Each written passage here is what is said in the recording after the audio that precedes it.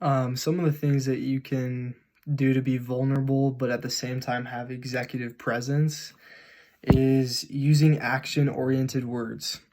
In the leadership style website that we read over, it talked a lot about using words like "I believe" or "I'm going to," "My plan is," rather than words like "I was wondering" or "I don't know." No one wants to hear I don't know from one of their managers. And so this can be something that shows vulnerability when you say, at this moment, I'm not sure, but my plan is to find out, or my plan is to come up with a solution that you can know. And so you can 100% be vulnerable, but also give off that aura of confidence and still have that executive presence. You can apologize. You can say, I'm sorry, I was wrong. But then be confident enough to say, this is what I'm going to do to be better. And then show with your actions on how to improve. So vulnerability is huge with that. There's many mistakes of coaching that I've seen in myself just these past couple weeks. Some of those have been creating my own reality that doesn't exist. So being fearful. So thinking like, this person thinks this of me, or I'm not good at this, or what is so-and-so thinking of this. And so it's becoming fearful, and it's a reality that you create in your mind that isn't true. It's false.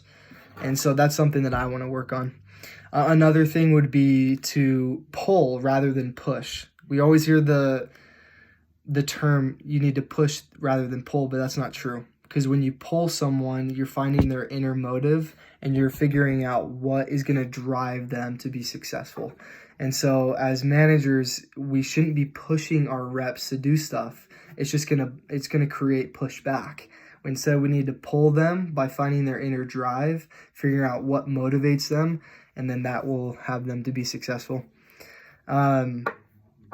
Another mistake that I've made is bringing my own agenda to a coaching session. So deciding on what I want to do rather than focusing on my rep and what he wants to accomplish and the goals that he wants to do and what his agenda is.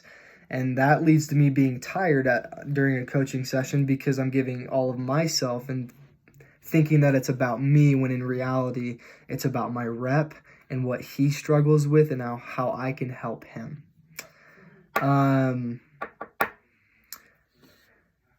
Some of the things, the two things that I'm going to prioritize for improving my professional presence is I really want to always have the question of, how am I affecting the people around me?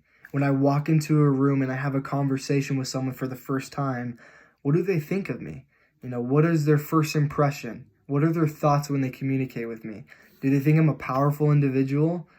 Or do they think I'm weak and don't respect me? And so I want to be the type of manager that walks into a room and I give off this aura. So that's the second thing I want to improve on, is I want to prioritize my aura. Like I want people to look at me and feel my presence and know that I'm someone that is intelligent, is a hard worker, it has power, and is a great leader.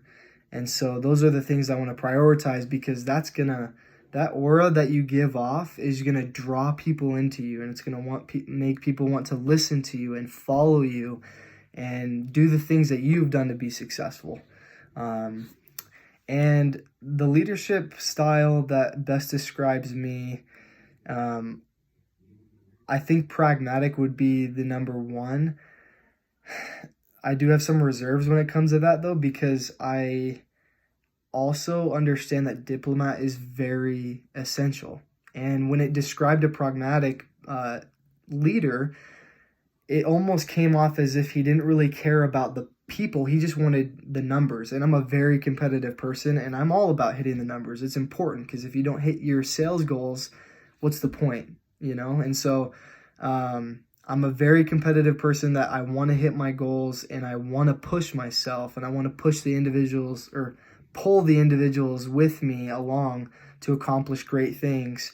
But I also have understood this past couple of weeks since being in this class that it's essential to care about your rep and the reps around you.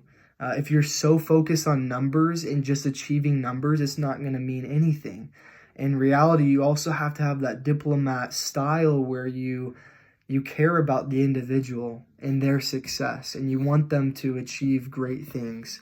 And so you do everything in your power to not only continue to bring that competitive drive, but also be rep focused and spend your energy on relationships with your reps, because that's what in all reality matters the most.